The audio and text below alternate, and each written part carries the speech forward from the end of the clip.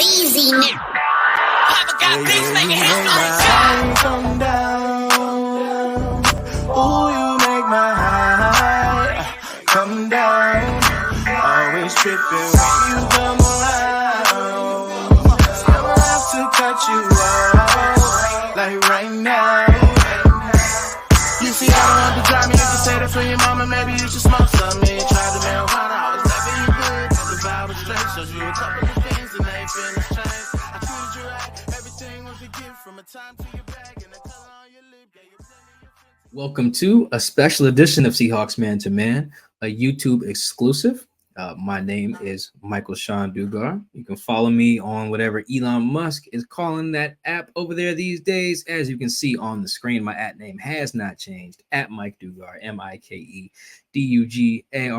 A special shout out to everyone watching this. That means you're probably a subscriber on our YouTube channel. Seahawks Man to Man is the name of the channel. We always appreciate the love and support, which is why we are back doing a YouTube exclusive. We're going to try to do as many of these as we can to, incentivize y'all to hit that subscribe button because we love you when you do that. Chris, go ahead, holla at him.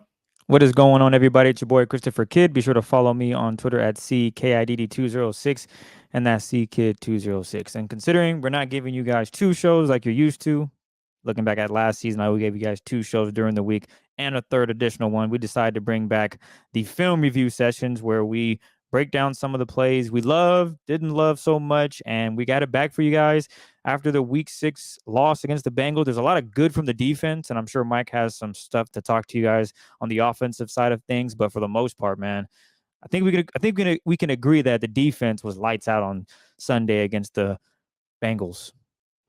Yeah, someone in the press box right before kickoff was like, Mike, who you got? And I thought the Seahawks were going to win. And largely because I felt like the Bengals were going to have a hard time scoring, because I felt like the Bengals were going to have a hard time generating explosives, which generally makes it harder to score. And what do you know? After the first two drives, I looked really dumb. And then right after that, it was like, oh, Mike knows what he's talking about. The Seahawks defense is real. I saw from the film that the way they beat up on the Giants wasn't just, oh, it's the Giants. It was like, no, this is some scheme stuff that even the good teams are going to have trouble figuring out. So yeah, we got a lot of defense today. We'll talk a little bit offense at the end, but yeah, the defense undoubtedly played well enough to win the game. Joe Burrow had a pretty pedestrian day by anybody's standards, but particularly by Joe Burrow standards, and that's a credit to Clint Hurt, his guys, and particularly his DBs for going up against what I still believe is the best receiver room in football and really holding those guys largely in check for most of the day. No, I hear you on that. So I guess without further ado, we can jump right into things, and I will start with my first clip. This is early on in the third quarter, 2nd and 5, ball. What's this? Ball is on 2nd and 3, excuse me. It's on the Bengals 11. And as you can see, the Bengals are going to be in 11 personnel. And for those that are like, what's 11 personnel, Mike and Chris? That's going to be 3 wide receivers, 1 tight end, and a running back. So if we look at the bottom of the screen, wide receiver there, right next to another wide receiver, I believe that's Jamar Chase, Tyler Boyd, and T. Higgins. And then on the bottom of your screen, you'll have, I forget what number that receiver is, but it's a receiver next to a tight end. And then in the backfield next to Joe Burrow, of course, is Mixon, running back. And you can look at the defense here and count how many DBs are on the field. You got 5, okay?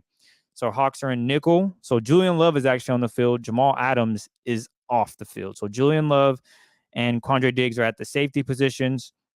And right now you can think, okay, it might be cover 2. You got 2 high safeties. You got nickel. That's obviously going to be your boy Witherspoon. And then everything else, you got Jordan Brooks and Bobby Wagner on the field. So I lied. You don't have Jordan Brooks. My bad. You actually just have Bobby Wagner, the only linebacker. No, JB's on the field, right? No. Yeah. Yeah, that's him. That's him lined up over trips right in front of Quandre. There he is. So I stand corrected. He looked like a cornerback. He didn't look too big out there on the field. But anyway, I'll go ahead and run the clip. And for one, I like how the Seahawks are bringing a lot more pressure. In years past, you don't see Bobby blitzing as much. And maybe I'm wrong. Maybe I have bad memory of how many times they've blitzed Bobby Wagner. But I like how Bobby gets pressure on Joe Burrow, blows up Mixon, and makes him throw the ball. And then you can see here that Devon drops right into the zone where he needs to be and makes a play on the football. He knocks the ball out of Jamar's hands, incomplete pass, and that just shows the connection of this defense and how they're moving as a unit. You see the blitz, Devon gets where he needs to be, and he makes the play on the football. That doesn't happen without the reps, watching the film, and just doing it over and over again and getting a feel for how Bobby's going to get in there. Because Bobby could have maybe bounced it outside or maybe bounced it inside, and maybe he gets stonewalled, and now that play is open, and Devon's not able to make the PBU, the pass breakup. In this scenario, everything just works perfectly. Bobby gets pressure on the quarterback. Joe's trying to get it out, and Devon is where he needs to be, and he makes a great play on the football. And then he lets them know about it. Yeah, I'm one of them dogs. Yes, I know what I'm doing. I might be a rookie, but I'm comfortable where I'm playing. I can play outside. I can play nickel, and I'm going to make plays. And I think this is something that stood out when going back and looking at the film, and it was just very impressive by this defense and how they, as you mentioned, Mike, held this tandem of wide receivers to only 17 points. That's very hard to do. I know Joe Burrow is still recovering from his injuries, from his calf strain, that is, but for the most part, man, this team is hitting on all cylinders right when they want to, and that's good to see. So that's my first clip. My second clip, do you have anything you want to add, Mike?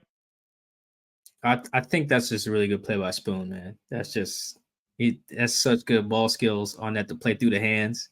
And when you talk about people's juice or the juice that Spoon brings, that's it right there. Everybody's not a demonstrative, talk that stuff type of guy, but Spoon definitely is. That's a really, really good play. And yeah, the fact that they can blitz whoever, they can blitz Bobby, blitz Spoon, and yeah, that's really impressive. The last thing is, Spoon has really good acceleration.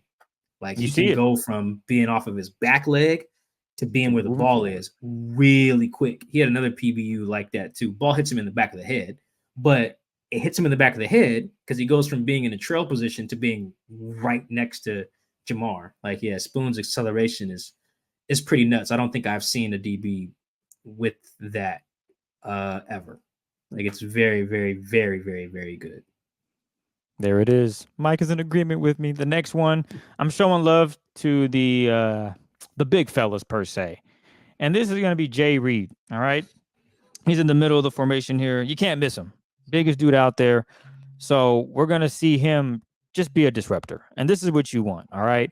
And in this scenario, the Bengals run 11 personnel a lot. So, yes, here they are again in 11 personnel, 3 wide receivers, 1 tight end, and 1 running back. The Seahawks are again in their nickel coverage, all right?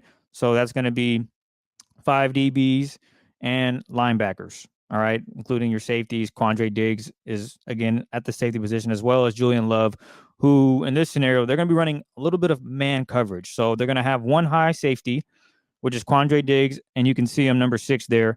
And I'm just going to roll it. And I just want you to watch everything develop. You'll see Jay Reed with the sack, but just watch how it develops. Jay Reed gets back there very quickly.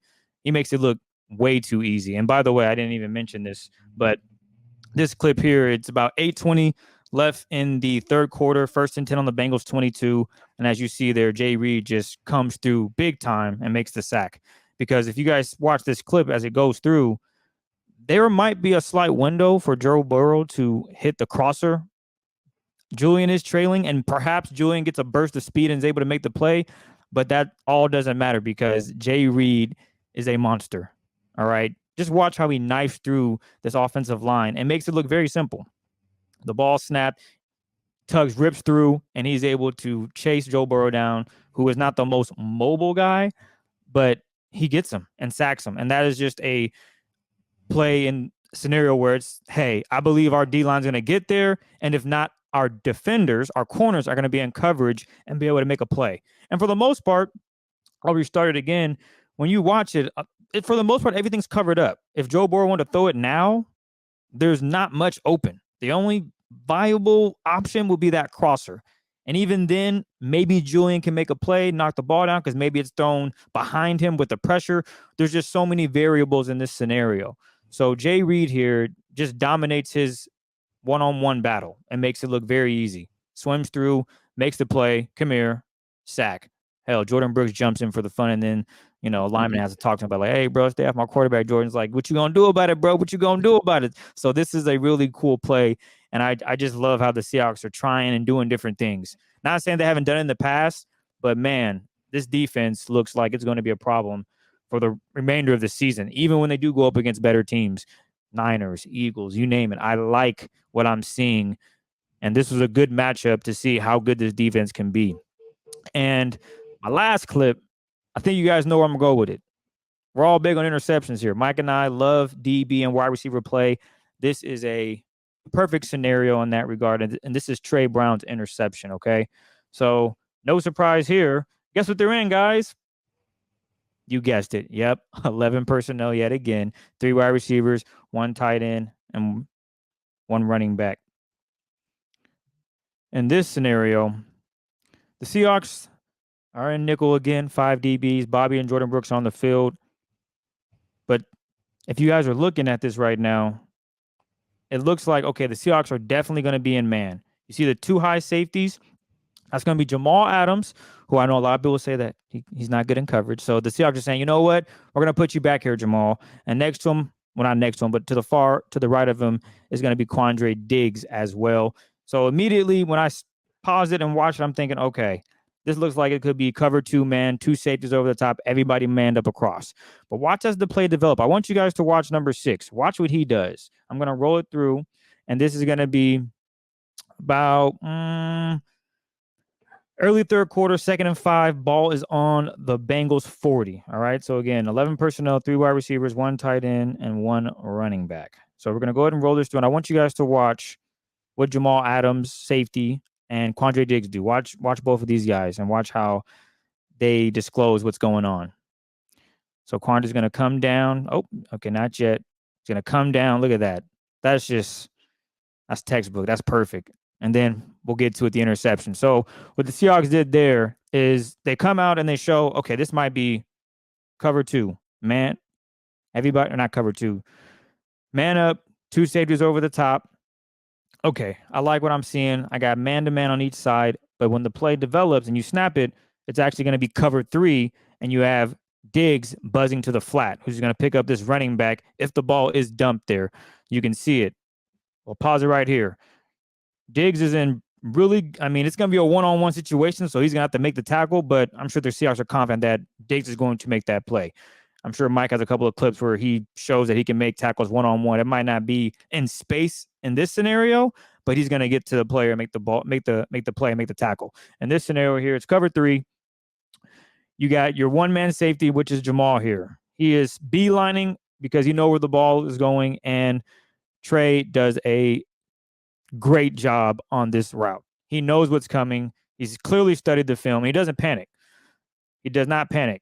As soon as the ball is snapped, drops into his steps, sees Jamar is sprinting. He sprints with him, turns his head when he sees Jamar looking for the ball, which indicates what, guys? That the ball is coming, and he makes the play and makes the huge interception. As Mike has said on numerous occasions, Trey can ball. He knows ball, and he illustrates it right here. And I just love the disguise of this. Oh, it could be man with 2 high, and it's not. It's cover 3. Guys drop down to the flat, and then Trey makes an incredible catch. And then, Mike, we talked off wax. I guess you got a little insight on this play from Trey Brown. You got to wrap with him after the game about this play we're talking about right now. Yeah, Trey, it's a really good example of just knowing the situation in KYP. Know your personnel. They come out in a 3-by-1 formation, which it doesn't look like that initially, but if you pause it like pre-snap, you can kind of see the math that these guys are doing. So the 3 is the 2 guys at the top that you see. Reek's on 1. I think Tyler Boyd looks like that's the other. And then the running back in the backfield. The 3 is, the running back in that scenario, especially after Boyd motions across the screen. So if you're Trey Brown, I'm playing the Bengals. I'm on the short side of the field, and you can tell by look where the ball is on the hash, right? The hash is near Trey. So you're on the short side of the field. You're one-on-one with Jamar Chase on the backside of the play. Like, chances are the ball is coming to you. And earlier in the game, Jamar, in this similar situation, got Tariq Woolen on like a back shoulder ball deep. It was a free play because I think Chenna jumped off sides, or Mario Edwards, one of the 2, jumped. So it was a free play, and Jamar ran the back shoulder for like 30 yards on Reek. I think this was in the first half. So Trey's like, all right, We know that we're playing the Bengals. I'm one-on-one with Jamar. He done already got Reek on the back shoulder on the free play. Chances are he probably going to try to get me on the same thing. So what do? I play like I'm going to stay on top of him, knowing that when the ball comes, it's probably going to be to the backside. So let me just jump over there and catch that. Like, just it's really good knowing ball on Trey's part, knowing the situation. Like, the play called for that anyway, to stay on top of the guy, but also to know that the guy, he just tried this same thing and won on the other side of the field. He's probably going to try that on you on this side of the field. And here's how you have to go from staying on top of him, not getting beat deep, to then undercutting the deep ball and then intercepting it. And it's not the greatest ball in the world from Burrow, but most interceptions aren't great passes, which is why the DBs catch them and not the receivers. So, yeah, great. I love to get that just a little nugget from Trey. It wasn't just a good play. It was also like, hey, I knew this is why I knew the ball was coming. This is how I knew what type of ball was going to come. Then at that point, you just execute. So, yeah, they call him big play Trey for a reason, man. That's big time. A lot of great defensive plays are made because the DB knew what's coming and knew how to act accordingly. So, or D lineman, it works both ways. But yeah, I thought that was a great play. And it showed something that I want to talk about as well, which is the usage of Quandre, who I thought was the best player on the field for the Seahawks on Sunday. I just thought, like, he led. When I looked up after the game, I got to my seat, or after I got back from the locker room, and I was like, man, Quandre had a day. Look it up. I think he led him in tackles. I'm like, oh, yeah, see, I wasn't tripping. I think he had like 8 tackles, was like a team high, which is crazy for a safety on a day that defense plays well. Usually, if your safety leads you in tackles, y'all stunk, particularly your free safety, because then it's like that means guys were getting into the secondary. That was not the case. As Chris showed in that snap, their road Clint did a really good job, I thought, in this game, letting Quandre be closer to the action. And this is, a similar situation. I don't remember which time in the game this is, but it's a 2nd and 5, and you can see on the short side of the field, you got Jamal Adams at the top, and he's basically your only guy back there. And whereas Quandre is playing closer to the line where Jamal would be over the trips formation. Quandre, he's a smart guy. He knows what the Bengals like to do. They like to get it out very quick. Burrow does not take sacks. Chris, go ahead and roll it.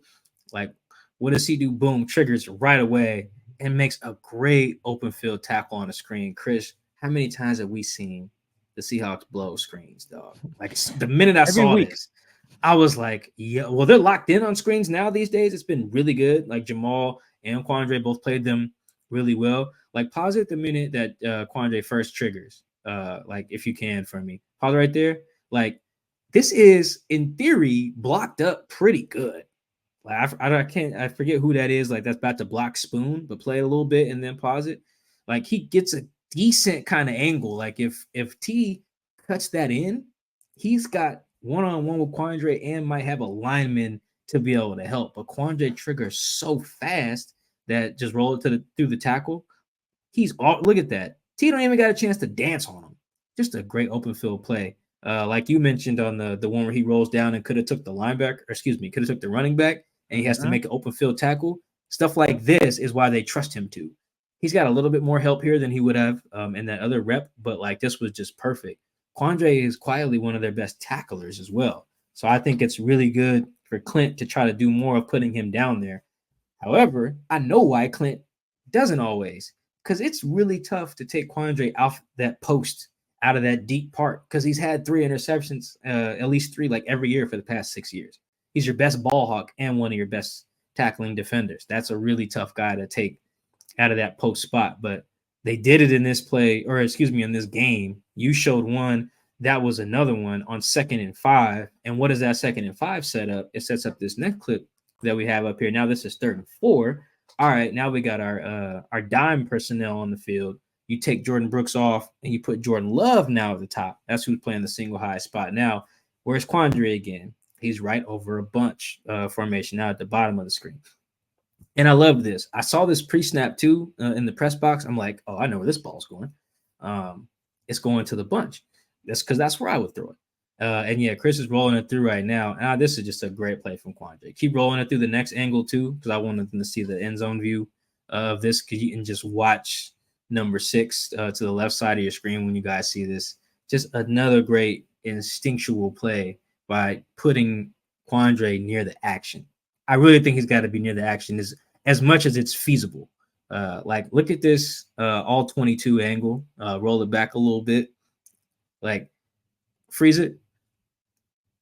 Quandre pretty much gets right there to the sticks. Like, it says 3rd and 4. He's like a yard off the sticks. Watch number 16 from the slot just roll right past Quandre. Pause it a little after Quandre runs by him. Look at it. Quandre doesn't move. You know why? Because these guys are smart. Again, this is knowing time and situation and KYP. Know your personnel. You know who Joe Burrow is not throwing it to? Number 16. I don't even know who that is. Don't matter. But he's butt naked open. You know why he's butt naked open? Because he's number 16 or whatever. Like, he's not Tyler Boyd. He's not Jamar Chase. He's not T. Higgins. And that's not a knock on him. I don't even know bro's name. I just know that if I'm playing the Bengals, where's number 9 like to go with the rock? He likes to go to 83, 5, and 1. That's it. So we ain't got to worry about 16. And if he throws it, cool. Julian Love's there. If he's not, it's kind of whatever. Because we're going to play his star players. I thought that was – I didn't ask Quandre about this. I wish I got a chance to in locker room. I didn't get a chance to this week. I bet you one of them guys is supposed to cover that corner route. There's very few coverages where it's like, hey, we're going to let this guy rock. But this is the knowing the situation. Playmakers making plays like they saw. Actually, can you rewind it a little bit from this angle, from that end zone view? Because you can see Jamal a little bit communicating. Look at him communicating right now with Bobby, communicating right now with the front. So I did talk to Jamal about this part. Pause it real quick. Like, beforehand, Jamal was like, all right, cool. We see this. We see the situation. They're 4 strong. We've seen this on film. He says we got to bump everything over. Everybody bump our gaps over. Everybody bump their zones over because we know where it's coming. We know the ball's coming out quick, and it's probably coming to the sticks. He was like, we've seen all this. We see the 4 strong. In this case, the 4 are the 3 receivers there, and then number 89, who's essentially the DJ Dallas role for them. They use a tight end instead of a running back. Like, he sees that, and you see him telling everybody, all right, we're bumping everything over. Quandre, again, knowing the situation, go ahead and play it. I just look how this 16 run right by him. Who cares about 16? I'm trying to get this rock. And he might not get the first down anyway, because of where Spoon is on this. But you can probably imagine, like, if Quandre's not there, like if he just takes that corner route, 83 can probably catch that and then just turn his shoulder and maybe just fight Spoon for that extra yard because it's not that far. It's like 3rd and 4. But the other thing that Quandre's presence does here, it forces Joe to throw it to the other shoulder. Like, look where he has to put that. He has to put that away, low and away, and it doesn't give any room for yards after catch. I just thought that was, when I watched that, I was like, yo, that was a great 2-play sequence from Quandre. And I was like, kudos to Clint Hurt for putting one of his better players near the line of scrimmage, letting him just his instincts take over and get these boys off the field. Because, Chris, we've seen their third down offense has been atrocious. The third down defense has been atrocious in some situations. And right there, they was like, this is how we're going to get off the field. We're going to KYP it. Know our personnel, know their personnel, know our personnel, and put our guys in a position to succeed. Chris, we did a lot of positive right there. That was great in a game they lost. Unfortunately, it's not all positive. There was a lot wrong with the red zone. And we could honestly do a whole different film breakdown of the red zone. But I think what really sums up the red zone, and it's not just the Bengals game. The Bengals game is no longer an outlier. Like, the Seahawks are like a bottom of the half team in red zone, bottom of the league, that is. Like, they're 20-something in red zone, 31st in like 3rd down. In this game, they ran 8 carries in the red zone and only had 19 yards. They're one of the worst running teams in the red zone, like 20th in EPA, 24th in success rate. Case pretty much to summarize, I just threw a lot of numbers at y'all. They're bad in the red zone. And it wasn't just the Bengals game. The Bengals game was just the extreme of an already existing problem. Here's the simplest fix. There's a ton of things they could do in the red zone. The easiest one is run it better. Chris, run this play. This is 1st and goal from the 5. Where the hell is Ken Walker supposed to go with this ball, dog? He's got to make 2 guys miss just to get a yard on 1st and goal. Like, as soon as he touches the rock, Trey Hendrickson, arguably their best defender, is right in his grill. And he's got nowhere he can run, no blockers to help, and has to fight for just a yard. And this, you can go ahead and roll this one, Chris. This is the very next snap. Look at all these black jerseys around Ken. Like as soon as he touches the rock, 91's on that play, and then on the next play, I think it's 57 who just comes right through, untouched. It's like, well, gotta juke him. And on that play, he actually loses a yard on 2nd and goal from the 4. I think the next play on this was the Tyler Lockett is a PBU by number 29, and they end up kicking a field goal. Like this sequence here stood out to me, and while the focus was maybe on the passing game in this game, which for reasons I understand, when I went back and watched, I was like, oh, them not being able to run the ball was just as big or even a bigger issue in their red zone struggles. Look at this. 2 Ken Walker runs netted 0 yards. Even if they had just got a couple yards, maybe it's 4th and 2, 4th and 3, they can just punch it in. But no, they took a 1st and goal from the 5, got 1, and then lost that yard on the next snap on 2nd and goal from the 4. You can't have that. This sequence, if you guys saw, I tweeted out the clip too, and I didn't get a chance to ask Shane Waldron to confirm, and I didn't get a chance to ask Ken Walker in the locker room, but there's a clip from the All Access that the Seahawks put out where Shane Waldron, the OC, goes up to Ken. He's like, there was nothing on them 2 goal line runs, you know? And Ken's just like, yeah. And I don't know exactly when Shane said that to him, but I'm guessing it's after this sequence where it's like, damn, we ran the ball twice, didn't get nothing. And then Pete Carroll on, what was that? That Tuesday. Was sometime this week. He was asked, I think that was Monday, he was asked, why not run Charbonnet on the goal line? I've seen some people tweet us that. I've seen people wonder that because Zach's more of a downhill runner. Guys, look at these plays. Zach wasn't going to do nothing different on these plays. 91 is right there in his grill. 57 is right there in Ken's grill. Maybe Zach puts his head down when 57 comes in the hole, but he's not about to carry 57 4 yards back into the end zone. 57 is a real deal linebacker. Like he's not just going to get bodied in that way, even though Zach's a strong dude. That was the issue in the run game, or excuse me, in the red zone. It was not being able to run the ball effectively. Even Ken's run that he scores a touchdown on, what was that, like a 1 yard run? Ken's got a few 1 yard runs this year. 1 yard runs are different than 5 yard runs from the goal line. You're gonna have to block that up really, really, really well for you guys to walk in. I mean, and look at this. Ken doesn't have a chance on either of these. And Shane knew that in real time, too. It wasn't like he had to go watch the film and then tell Ken on the plane. He's like, nah, dog, I feel you. You had nowhere to go. And as much as Ken probably dances a little bit too much sometimes, this was not that. This was not an issue of Ken being afraid to take on some contact. Yeah, he could have took on 57, but I don't know what you think, Chris, but I really don't think it would have made a difference. I think Marshawn Lynch wouldn't have scored, on them 2 runs. It's like that's their issue. You've got to run the ball better. Run the ball better. You summed it up. There's nothing to add. That was when your OC sees what we're seeing, and like you said, that was in real time. He didn't see the film and say, "Damn, okay." He said, "Damn, I watched the game. I'm on the sidelines, and I see guys in the backfield. That's not on you. Guys have to protect and give you lanes, and then you can make a guy miss in a hole. That's what they're paying you for. Run guys over, make guys miss in holes, or outrun defenders. Cool.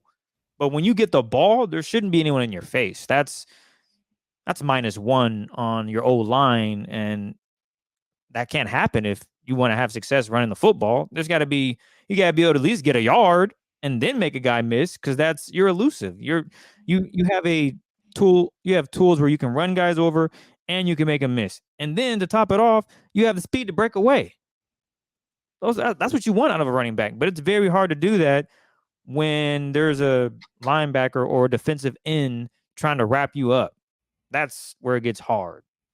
So I agree. Yeah, I think to quantify some of this too, the Seahawks averaged in this game, I have it in my recent story on The Athletic, but I'm pretty sure it was 0.14 yards before contact on their red zone runs. And I looked at I tried to put that number in context. 0.14 yards before contact in the red zone. That would be 20. Like right now, that's the same number as Arizona's season average. Arizona ranks 27th in that category. So to show you kind of how bad that number is. I think the Browns lead the league at like 1 point something. Like the Browns averaged getting a yard before contact in the red zone. The Seahawks are not even getting, they're getting like a fraction of a yard. That's on average. And you can see how that number gets there. Look where Trey Hendrickson is when he makes contact with Ken. He's like, what, probably a couple yards in the backfield? Look at this. He's right. Look at that, dog.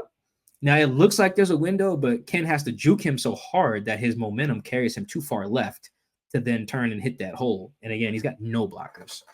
No, like, look at that. Look at that script. What is Ken supposed to do with it? The fact that Ken gains a yard on this is like actually pretty miraculous. Yeah, so I think and Pete Carroll talked about this on Monday too. When they look at their red zone stuff, they're going to want to scheme up things better. And I think they could be better with their route combinations and how they try to isolate their best players. I think Colby Parkinson's a really good pass catcher, but when you pay DK, pay Tyler, draft JSN, and the game's on the line, and you drop a play for someone else, it's like, well, damn, man, what are we doing here? So Shane ate that though on the chin. I thought that was pretty good on Shane. The other part is you got to block it up better. Shane can't block for these guys. They gotta be better. Because when you can run the football in the red zone, it don't matter who's throwing it. Dude, Chris, me and you can hand it off to Ken and Zach. Or use Geno's legs. I had an article last year I wrote about using Geno's legs in situations too. But either way, I think if you're wondering what's wrong with the Seahawks in the red zone right now, that's it. It's the run game. Chris, once they address that, fix that, scheme that up better, block everything up better, they're going to be a much better team in the red zone. I could see them easily finishing as a top 10 team in the red zone if they can get those rushing numbers up to just average. Because when they're going backwards, it's hard to overcome that in the red zone, going backwards. But if you're just getting a couple yards here and there, like if Ken had it was 1st and 5. If he had just got 2 yards on each of his first 2 runs, you're looking at 3rd and goal from the 1. And then you can just sneak that. You can do whatever. It's a whole different game. But getting 0 on 2 runs, what are you going to do? So, yeah, I think I know. That should be priority number 1 for these guys going forward. When we get in the red zone, let's be able to run the rock. Because if we do that, the other team's not going to keep us out of the end zone. Well said. Great film session. I want to thank you guys for taking the time to watch a little film with us. We'll have another one coming up next week after the Seahawks take on the Arizona Cardinals. Maybe we'll try to get to you earlier in the week, but if not, we will definitely drop it late Friday night, early Saturday morning for you guys to dive into and enjoy. Other than that, we will catch you guys Monday. We'll talk a little bit about the post-game Seahawks-Cardinals. Hopefully the Seahawks are victorious. Mike, is there anything you want to add before we get out of here? Appreciate the love. Like Chris said, we're going to try to feed you guys on YouTube. We specifically want to feed you guys and reward you for subscribing by giving you any little nuggets that we can from watching film, from me talking to the players and coaches. So thank you. Try to do this as often as we can every week after every game. It's the best that we can, win or lose. So appreciate you guys hanging in there. We're going to try to reward you guys for hitting that subscribe button.